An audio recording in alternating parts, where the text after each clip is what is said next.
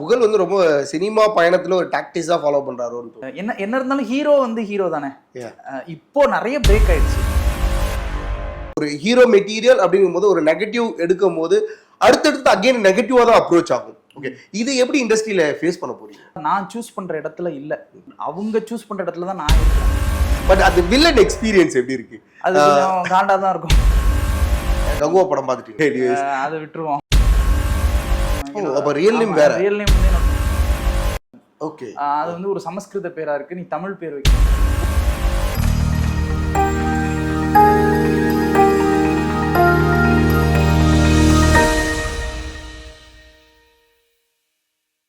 சினிமாஸ்டா நேயர்களுக்கு வணக்கம். இன்னைக்கு நம்ம கூட வந்து பாத்தீங்கன்னா, அதாவது முக்கியமா வந்து இந்த யங் ஆக்டர்ஸ் வந்து நம்ம நிறைய இடத்துல நம்ம சந்திச்சுட்டு இருக்கோம். ஸோ அந்த வகையில வந்து முந்திரிக்காடு அண்ட் வாய்தா இந்த ரெண்டு படத்தோட கதாநாயகன் புகழ் அவர்கள் இன்னைக்கு நம்ம கூட இணைஞ்சிருக்காரு. Once again and welcome to the show brother. And என்னைக்குமே வந்து ஒரு ஹீரோ அப்படின்றவங்க வந்து அடுத்தடுத்து யோசிக்கிற அந்த தாட்ஸ் ப்ராசஸ் இருக்கு இல்லையா, அது ரொம்ப டிஃப்ரெண்டா இருக்கும். பட் ஆனா உங்களோட ப்ராசஸ் வந்து பாத்தீங்கன்னா ஆக்டிங். ஸோ அதை மெயினா வச்சு எங்க வேணாலும் ஸ்கோர் பண்ணணும்னு நினைக்கிறீங்க. ஸோ அதை ரிவீல் பண்ணுன்றதுக்காக தான் அந்த ஒரு விஷயம். அந்த ஃபர்ஸ்ட் ஆஃப் ஆல் அண்ட் இந்த ஜேர்னி எப்படி போயிட்டு இருக்கு அண்ட் லைஃப் எப்படி இருக்கு? ரொம்ப சிறப்பாக இருக்கு. 2022க்கு அப்புறம் 22, 23, 24 இது 3வது படம் ரிலீஸ் ஆக போகுது. நவம்பர் 22 ரிலீஸ் ஆக போகுது. ரொம்ப சிறப்பாக போயிட்டு இருக்கு. கொஞ்சம் சீரியல்ஸும் பண்ணிட்டு இருக்கேன்.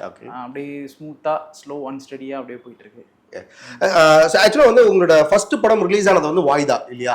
ஆனா பட் நடிச்சது வந்து முந்திரிக்காடு. ஆமா, முதல்ல கமிட் ஆனது முந்திரிக்காடு, ஆனா வெளியானது வாய்தா தான் வெளியாச்சு. ஓகே, சோ ரெண்டு படங்களுக்குலயும் வந்து பாத்தீங்கன்னா ஒரு ஹீரோவா லீட் பண்ணிட்டு சடனா வந்து இப்போ பராரியில வந்து முழுக்க முழுக்க ஒரு வில்லன் ரோல் ட்ரை பண்றீங்க. பிகாஸ் இப்போ மோஸ்ட்லி வந்து இன்னைக்கு இண்டஸ்ட்ரியில எல்லாருமே அதுதான் ஒரு விஷயம் இது பண்ணாங்க. விஜய் சேதுபதி ரொம்பவே பாராட்டுவாங்க.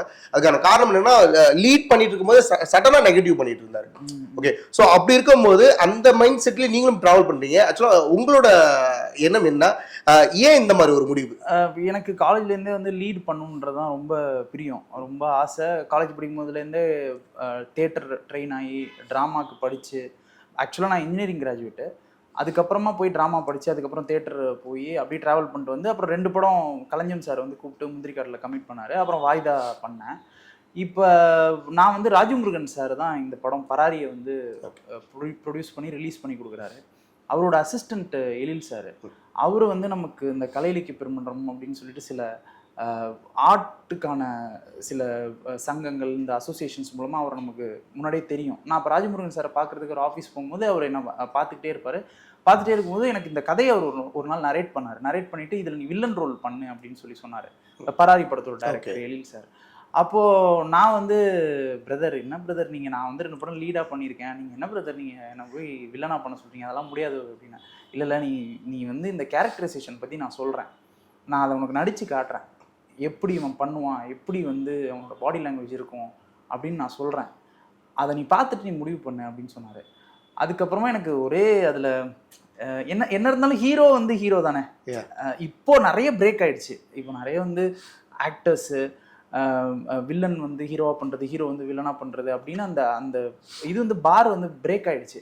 பட் இருந்தாலும் அவர் கமிட் பண்ண நேரத்தில், இது ஆக்சுவலாக வந்து ஒரு 2-3 இயர்ஸ் முன்னாடி கமிட் பண்ணப்போ எனக்கு அந்த நெருடல் இருந்துகிட்டே இருந்து, நம்ம வில்லன் பண்ணணுமா அப்படின்னு சொல்லிட்டு.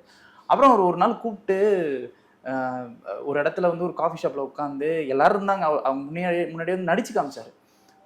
அவன் எப்படி சிகரெட் பிடிப்பான், எப்படி பாக்கு போடுவான், எப்படி துப்புவான், அவன் கேரக்டரைசேஷன் என்ன, எப்படி நடப்பான், அவனோட சைக்காலஜி எப்படி இருக்கும், எல்லாம் சொன்னோன்னா எனக்கு அந்த கேரக்டர்லேருந்து நகரவே முடியல. அது மறுபடியும் மைண்டுக்குள்ளே ஓட ஆரம்பிச்சிருச்சு.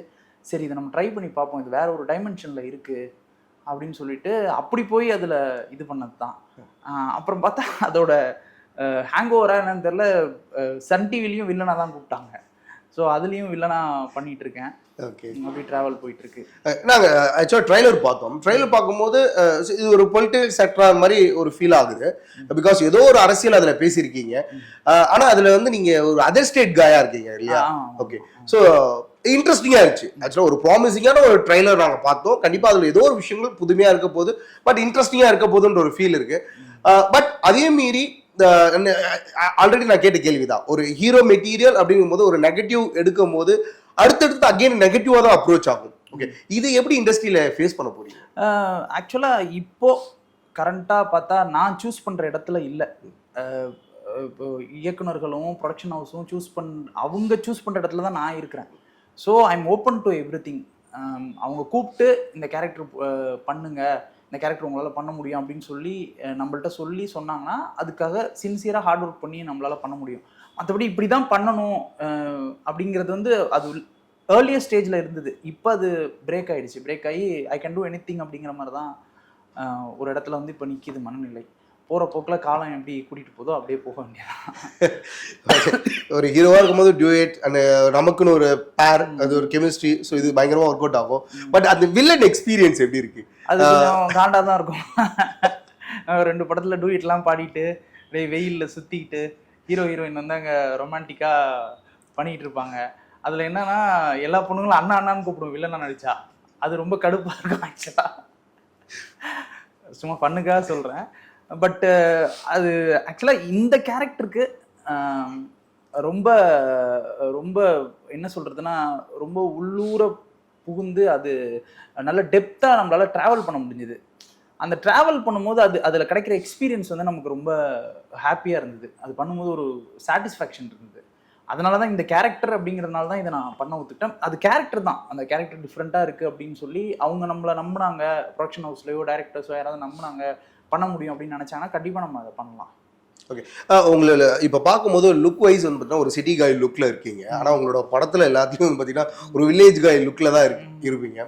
ஸோ கார்த்திக்கு வந்து பார்த்தீங்கன்னா ஸோ தொடர்ந்து வந்து ஒரு வில்லேஜ் அண்ட் ஒரு ஆயத்தில் ஒருவனாக இருக்கட்டும், பருத்தி வீரனாக இருக்கட்டும், இது எல்லாமே வந்து பார்த்தீங்கன்னா ஒரு ட்ரையபிள் செட்டப்பில் இருக்கும். ஸோ அந்த ஒரு அவங்களோட கெட்டப் இது எல்லாமே வந்து பட் அதுவே வந்து பையா வந்து பார்த்தீங்கன்னா ஒரு பெரிய ஒரு சேஞ்சஸ் கொடுத்துச்சு. ஸோ அந்த மாதிரி ஏதாச்சும் ஒரு ஐடியா இருக்கா? ஒரு சிட்டி காய் மாதிரி ஒரு நல்ல ஒரு லவ் ஸ்டோரி இல்லை நல்ல ஒரு எங்கன்னா ஒரு ஃப்ரெஷ்ஷான ஒரு கதை பண்ணணும் அப்படின்ற மாதிரி? ஆமாம், கண்டிப்பாக கனவுகள் வந்து ரொம்ப பெருசு. இந்த மாதிரி ஸ்டோரி பண்ணணும், அந்த மாதிரி ஸ்டோரி பண்ணணும், பீரியட் படம் பண்ணணும், கங்குவா மாதிரி பண்ணணும், அமரன் மாதிரி பண்ணணும், லவ் டுடே மாதிரி பண்ணணும், இது மாதிரி இந்த மாதிரி நிறைய படங்களோட லிஸ்ட்டு நம்மள்ட்ட இருந்துகிட்டே இருக்குது. தங்கலான் மாதிரி பண்ணணும், கபாலி காலம் மாதிரிலாம் பண்ணணும் அப்படின்னு நிறைய ஆசைகள் இருக்குதான்.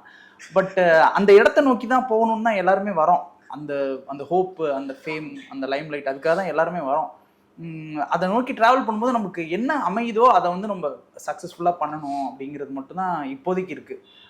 கொடுத்த விஷயத்த ரொம்ப சின்சியராக ஹார்ட் ஒர்க் பண்ணி அதுக்கு என்ன பெஸ்ட்டாக நம்மளால கொடுக்க முடியுமோ அந்த நேரத்தில் அந்த செகண்ட்ல என்ன வருதோ அதை பண்ணுனா ஓகே அப்படின்ற மாதிரி தான் இருக்குது இப்போதைக்கு.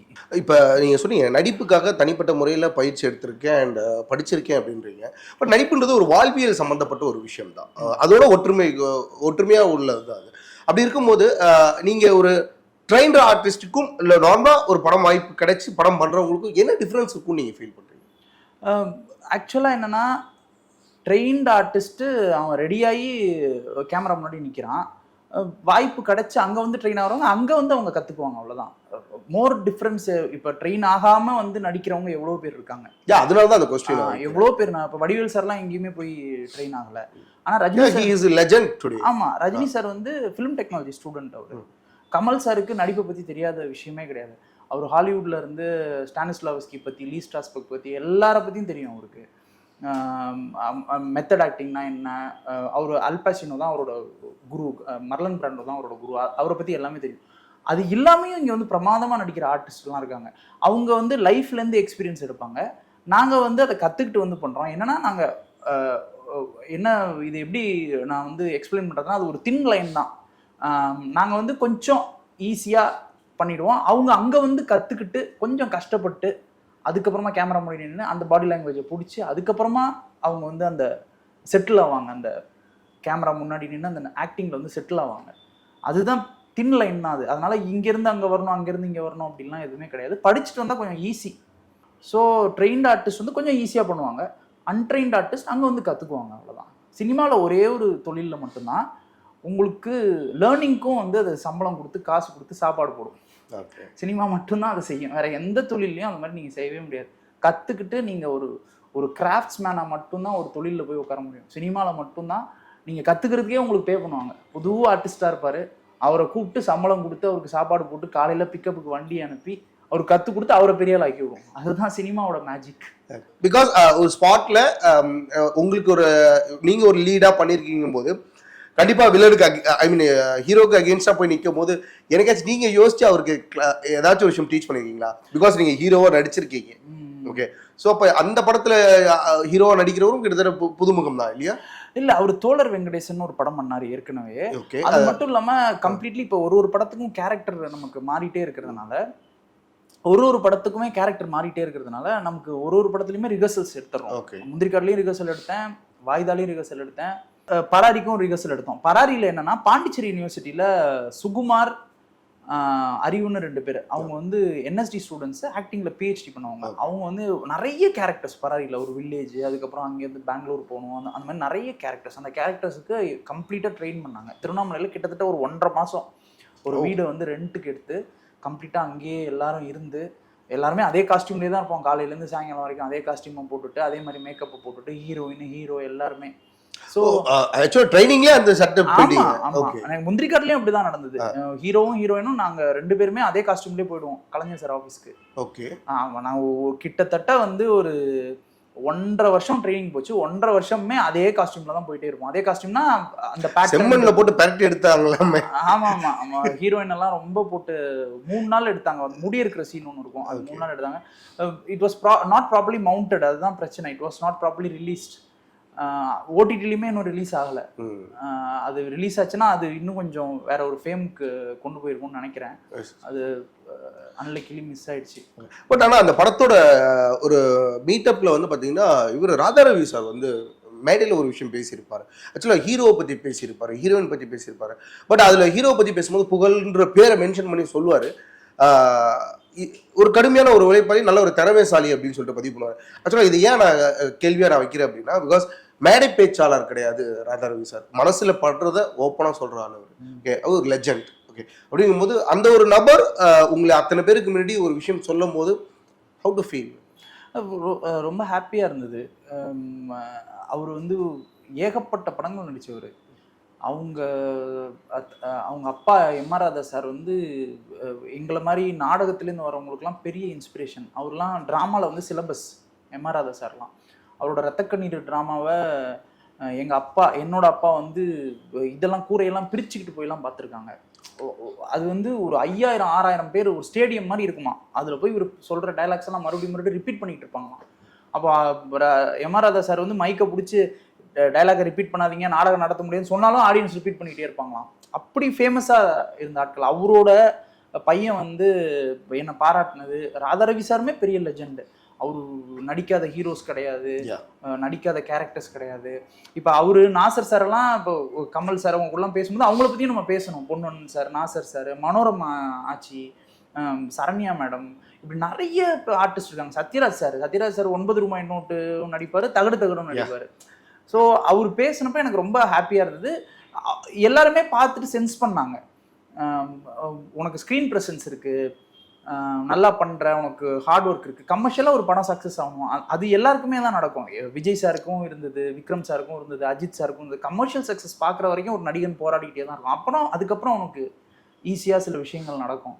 அன்னைக்கு அவர் சொன்னது வந்து அது மாதிரி அடையாளப்படுத்தி சொல்லும் போது எனக்கு ரொம்ப சந்தோஷமா இருக்கு. இந்த பராரி பார்க்கும்போதே அதுதான் என்னோட, எல்லாருமே பார்க்குற எல்லாருமே ஒரு 90% ஆஃப் த ஆடியன்ஸ் வந்து என்னோட போர்ஷன் ரொம்ப நல்லா இருக்குன்னு சொல்லிட்டே இருக்காங்க. பெரிய நம்பிக்கையோட இருக்கேன் இந்த படம் நமக்கு ஒரு பிரேக் கொடுக்கும் அப்படின்னு சொல்லிட்டு. ஓகே, ஸோ அதே மாதிரி இவர் தொல் திருமாவளவன் அவர்களும் வந்து பார்த்தீங்கன்னா இந்த படத்துக்காக சப்போர்ட் பண்ணி உங்களை பற்றி அப்ரிஷியேட் பண்ணி பேசியிருந்தார்.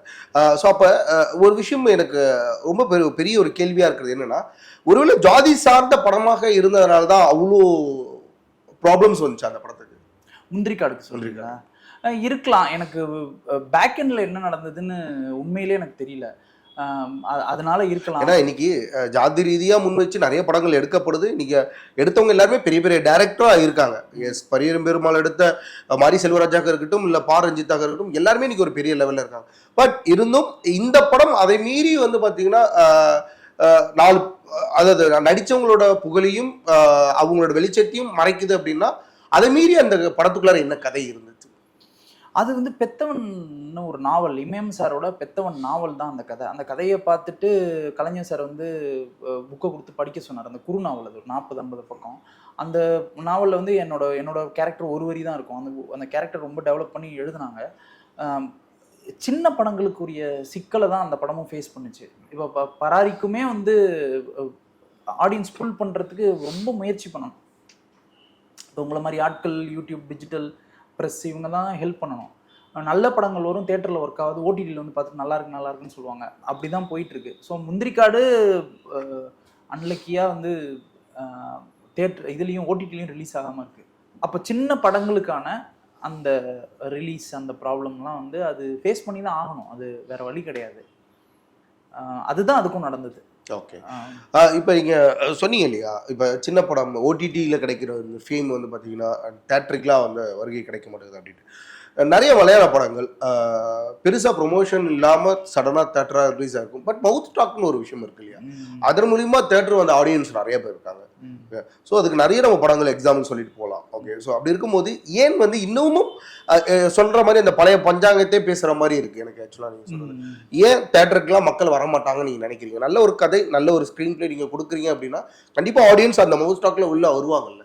ஏன் அந்த ஒரு ஹோப் உங்களுக்கு இருக்க மாட்டேங்குது படம் ரிலீஸ் பண்ணும்போது? இப்போ இதுக்கு நிறைய எக்ஸாம்பிள் சொல்லலாம். நம்ம கழுவேத்தி மூர்க்கன் சொல்லலாம், அப்புறம் வந்து போகுமிடம் வெகு தூரம் இல்லை சொல்லலாம், முந்திரிக்காடு கூட சொல்லலாம். நீங்கள் முந்திரிக்காடு ஓடிடியில் வரல. வாய்தாவே வந்து டைரக்டர் ப்ரொடியூசர் என்ன சொல்கிறாருன்னா, பிரேக் ஈவன் அச்சீவ் ஆகிடுச்சு. அந்த இதில் கொடுத்தோம் நாங்கள் அமேசான் ப்ரைமில் ஷேரிங் கொடுத்தோம், பிரேக் ஈவன் அச்சீவ் ஆகிடுச்சு அப்படின்னு சொல்கிறாரு. ஸோ தேட்டர் வந்து பார்க்குறது இன்னைக்கு வந்து தேட்டர் டிக்கெட்ஸ் காஸ்ட்லியாக இருக்குது. ஒரு 200 ரூபாய் செலவு பண்ண வேண்டியது இருக்குது. ஒரு அப்பர் மிடில் கிளாஸில் இருக்கிறவங்களுக்கு ஒரு மாதத்துக்கு ஒரு படம் தான் பார்க்க முடியும். நம்ம யங்ஸ்டர்ஸ் டக்குன்னு போய் ஃப்ரெண்ட்ஸ்லாம் சேர்ந்து போய் பார்த்துடலாம். ஆனால் ஒரு குடும்பம் வரணும் தேட்டருக்கு வரணும்னா ஒரு 1500 ரூபா வரைக்கும் செலவாக வேண்டியது இருக்குது. உனக்கு காரோ, 2 வீலரோ, பெட்ரோலோ போட்டு பார்க்கிங் போட்டு அங்கே ஒரு பாப்கார்னை வாங்கி 4 பேர் சாப்பிட்டு அப்படின்ட்டு. அப்போ ஒரு மாதத்துக்கு ஒரு படம். அதை வந்து அவங்க ரிவ்யூ பார்த்துட்டு போகிறாங்க. சிஸ்டம் அப்படி மாறிடுச்சு. முதல்ல வந்து செகண்ட் ரிலீஸ், தேர்ட் ரிலீஸ் இருக்கும். நல்ல படம், ஹிட்டான படத்தை டவுனில் ரிலீஸ் பண்ணிவிட்டு அப்புறம் கிராமத்துக்கு கொண்டு வந்து அதுக்கப்புறம் வந்து ரொம்ப நார்மலாக இருக்கக்கூடிய டென்ட் கொட்டாய்களில் போடுறதுன்னு. அப்போ அதுலேயே மவுத் டாக்கில் வந்து வந்துடும். இப்போ ஒரு படம் வந்திருக்குன்னே ஆடியன்ஸுக்கு தெரியறதுக்கு நம்ம ஒரு வேலை செய்ய வேண்டியது இருக்குல்ல. இப்போ நான் பராரி வந்து இன்னைக்கு நான் வந்து உங்கள் சேனலில் பேட்டி கொடுக்குறேன். ஸோ பராரின்னு ஒரு படம் வருது, உங்கள் சப்ஸ்கிரைபர்ஸ்க்கு தெரியும், அவங்க போய் பார்க்குறாங்களா அப்படிங்கிறது. அதுக்கு மேலே இருக்கிறது அந்த படத்தோட மேஜிக் தான். ஆனால் அந்த படம் வந்திருக்குன்றதே பல பேருக்கு தெரியாது. ஏன்னா கமர்ஷியலாக நம்மளால ஸ்பெண்ட் பண்ண முடியாது. ஒரு படத்தை வந்து 1 கோடி பட்ஜெட் அப்படி இருக்குன்னா அதுக்கு மேலே ஒரு 25 லட்ச ரூபா வந்து ப்ரொமோஷனுக்கு செலவு பண்ண வேண்டியது இருக்குது. அது வந்து அது என்ன சொல்கிறது, அது வந்து ஒரு சாபமா இல்லை என்ன விஷயம்னு நம்மளால் அதை புரிஞ்சிக்கவே முடியாது. இன்னொன்று, இந்த கேள்வியை வந்து ஒரு ஆக்டராக என்னால் பதிலே சொல்ல முடியாது. அது நீங்கள் ப்ரொடக்ஷனில் தான் கேட்கணும், ஏன் அதை நீங்கள் சரியாக ரிலீஸ் பண்ணல அப்படின்னு சொல்லிட்டு. ஓகே. ஸோ 2 படங்கள் அண்ட் 2 படத்துக்கும் மீறி இந்த பராரி மேலே ஒரு நடிகனா உங்களுக்கு ஒரு பெரிய ஒரு நம்பிக்கை இருக்குது அப்படின்னா என்ன காரணத்தினால அந்த ஒரு நம்பிக்கை இருக்குது? இந்த படம் கொஞ்சம் ப்ராப்பராக ரிலீஸ் பண்ணுறாங்க. கொஞ்சம் வந்து ராஜமுருகன் சார்னு ஒரு டைரக்டர் வந்து எங்களுக்கு அவர் ப்ரொடியூசராக இருக்கிறதுனால எங்களுக்கு கொஞ்சம் ஒரு சின்ன வெளிச்சம் அதில் படுது. அதுக்கப்புறம் இந்த படத்தை பற்றி பேசின எல்லாருமே ரொம்ப பாசிட்டிவாக பேசியிருக்காங்க. அதனால் அது நம்பிக்கை இருக்குது. இன்னொன்று, டோட்டலாக என்னோடய கேரக்டர் டைமென்ஷன் வந்து டோட்டலாக வேறையாக இருக்குது. இப்போ வாய்தா பார்த்துட்டு முந்திரிக்காடு பார்த்துட்டு பராரி பார்த்தாங்கன்னா ஒரு அசிஸ்டன்ட் டைரக்டரோ ஒரு டைரக்டரோ பார்க்கும்போது அவங்களுக்கு ஒரு நம்பிக்கை வரும், புகழுக்கு எந்த கேரக்டர் கொடுத்தாலும் பண்ணிடுவார் அப்படின்னு சொல்லிட்டு. அது ஒரு விஷயம் அதில் க்ரியேட் ஆகும். ஸோ அந்த நம்பிக்கை பராரி மேலே அதிகமாக இருக்குது எனக்கு. எனக்கு புகழ் வந்து ரொம்ப சினிமா பயணத்தில் ஒரு டாக்டிஸாக ஃபாலோ பண்ணுறாரோன்னு தோணுது. பிகாஸ் வந்து பார்த்தீங்கன்னா ஹீரோவாக நடிக்கிறவங்க வில்லனாக நடித்தா அது வந்து மார்க்கெட் உடஞ்சிரும், அதுக்கு மேலே அந்த சான்ஸ் திருப்பி ரொட்டேட் ஆகாது அப்படின்னு சொல்லுவாங்க. அதனாலவே வந்து பார்த்தீங்கன்னா ஹீரோ மெட்டீரியல் தான், நெகட்டிவ் மெட்டீரியலாக இருப்பாங்க. பட் ஆனால் அது ரீசன் காலமாக வந்து பார்த்தீங்கன்னா விஜய் சேதுபதி, இப்போ நிறைய நடிகர்களே விஜய் ஆல்சோ எல்லாருமே வந்து பார்த்தீங்கன்னா லீட் பண்ணுறாங்க, at the same time negative பண்ணுறாங்க. ஸோ அஜித்தில் மங்காத்தாவில் வந்து அஜித் பண்ண மாதிரி. ஸோ இப்படி ஒவ்வொருத்தவங்களும் வந்து பார்த்தீங்கன்னா ஹீரோவாக இருக்கிறவங்க எல்லாருமே நெகட்டிவ் பண்ணுறாங்க. அப்படி இருந்தும் இன்னைக்கு ஸ்கோர் கிடைக்குது அப்படின்றதுனால அந்த ஸ்கோர் நம்மளும் பண்ணணுன்றதுக்காக வில்லன் நடிக்கிறது ரொம்ப காண்டு ப்ரோ. ஆக்சுவலா ரொம்ப கடுப்பா ஒரு ஐடியாலஜில இதை நீங்க கண்டிப்பா இல்ல. எனக்கு அந்த கேரக்டர் வந்து அவர் சொன்ன விதம், அந்த கேரக்டரை பத்தி டைரக்டர் சொன்ன விதம், அதை வந்து எக்ஸ்பிளைன் பண்ணது, அவர் பண்ணி காட்டின பாடி லாங்குவேஜ், அதுதான் எனக்கு ரொம்ப பிடிச்சிருந்தது. ஆக்சுவலா எனக்கு டாக்டிஸ்லாம் உண்மையிலே இல்லை. ஒரு ஃபைட்லலாம் வந்து என்னை புரட்டி எடுத்தார் ஹீரோ, செம்ம அடி. நீங்கள் வில்லன் ஆகிட்டீங்க அப்படின்னா ஃபஸ்ட்டு 2 அடி தான் ஹீரோ வாங்குவார், அதுக்கப்புறம் எல்லா அடியும் வில்லன் தான் வாங்கணும். சில அடிலாம் உண்மையிலே உழுகும். அதுக்கப்புறம் வந்து இந்த ஒரு சாக்கடை தண்ணியெல்லாம் போட்டு முக்கி எடுப்பாங்க. வில்லனை நடிக்கிறது ஆக்சுவலாக ரொம்ப கஷ்டம். அதனால வந்து அப்படிலாம் எந்த டாக்டிஸுமே கிடையாது. மேபி இப்போ விஜய் சார்லாம் வில்லனா நடிச்சா அதுக்கு நிறைய வசதிகள் செஞ்சு கொடுப்பாங்க இல்லையா? நம்ம ஒரு பட்ஜெட் படத்துல தானே வில்லனா நடிக்கிறோம். அதனால சரியான உதவுவோம். ஸோ கொஞ்சம் டஃப் ஜாப் தான். ஆமா, வில்லனா நடிக்கிறது கொஞ்சம் டஃப் ஜாப் தான். என்னன்னா நம்ம நடிக்கணும், அதுல வந்து நம்ம நிறைய ப்ரூவ் பண்ண முடியும். அது அது அது ஒரு ஸ்பேஸ் ஓப்பன் பண்ணி கொடுக்கும்.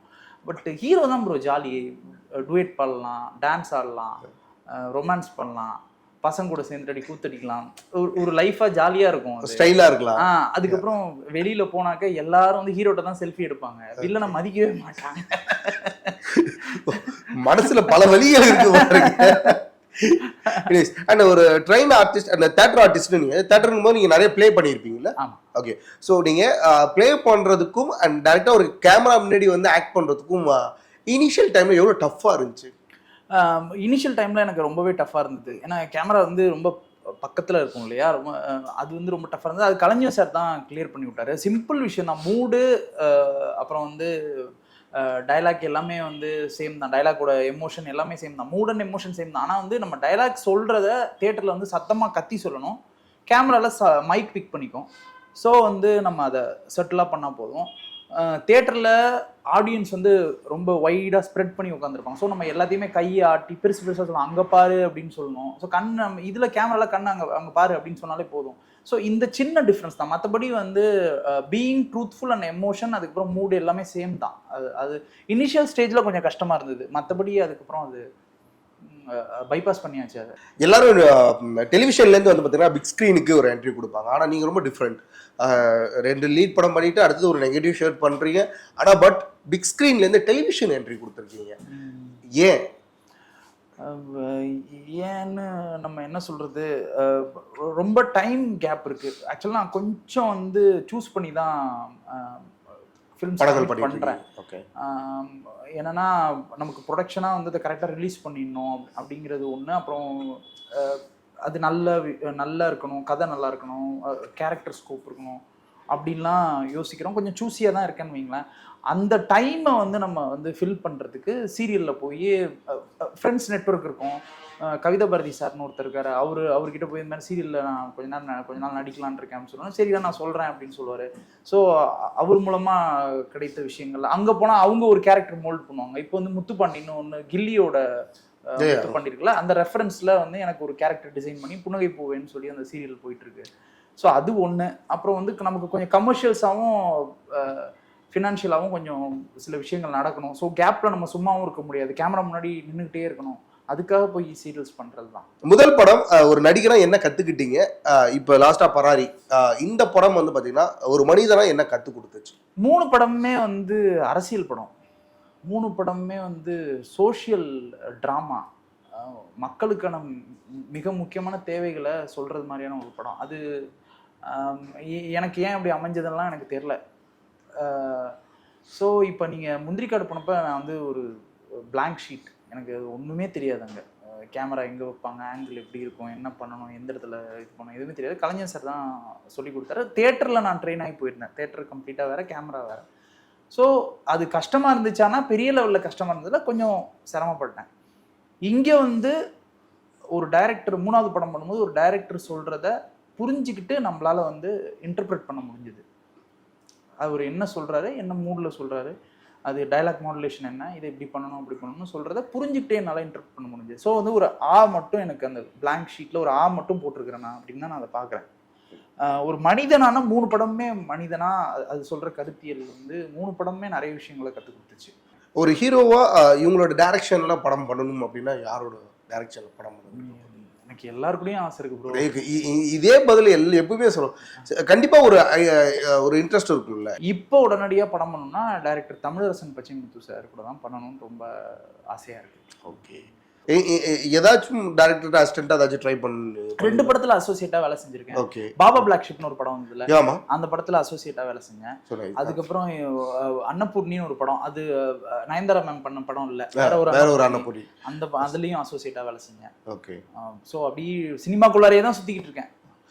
நான் வந்து உங்களோட முந்திரிக்காடு படமாக இருக்கட்டும், வாய்தாவாக இருக்கட்டும், இந்த படங்கள் நான் பார்த்தேன். நல்லா இருந்துச்சு, உங்களோட நடிப்பு நல்லா இருந்துச்சு. பிகாஸ் ஒரு விஷயம் புதுமுகத்துக்கு வந்து பார்த்தீங்கன்னா ஒரு ரெகக்னைஸ் அப்படின்றது வந்து பார்த்தீங்கன்னா அவார்டு வாங்குறதுல தான் இல்லை, நாமினேட் ஆகுறதுலையும் இருக்கு. ஸோ அந்த வகையில் வந்து நான் உங்களோட படங்களில் இந்த புதுமுக நடிகராக வந்து பார்த்தீங்கன்னா உங்களோட நேமும் வந்து பார்த்தீங்கன்னா நாமினேட் ஆகிருச்சு. ஸோ அது ரொம்ப பெருமையான ஒரு விஷயம். பிகாஸ் விகடன் வந்து பார்த்தீங்கன்னா ஈஸியான ஒரு மேகசின் கிடையாது. பிகாஸ் அந்த அளவுக்கு அவங்க ஃபில்டர் பண்ணி தான் எல்லாமே பண்ணுவாங்க. அதில் இடம்பெற்றிருக்கீங்கும் போதே அப்பயே உங்களோட பெர்ஃபார்மன்ஸ் லெவல் என்னன்றது தெரிஞ்சு, உங்களோட திறமை என்னன்றது புரிஞ்சு. ஓகே, ஸோ மேலும் இந்த ஒரு விஷயம் நாமினேஷன்ல மட்டும் இல்லாமல் அடுத்தடுத்தது பராரி மூலியமா வந்து பார்த்தீங்கன்னா வில்லன்ல ஓகே, ஸோ கண்டிப்பா அவார்டு வாங்கணும் அப்படின்னு சொல்லிட்டு நாங்கள் வாழ்த்து தெரிவிச்சுக்கிறோம். அவார்டு வாங்கினா அந்த அவார்டோட வந்து நம்ம சேனல்ல பேசுவோம்.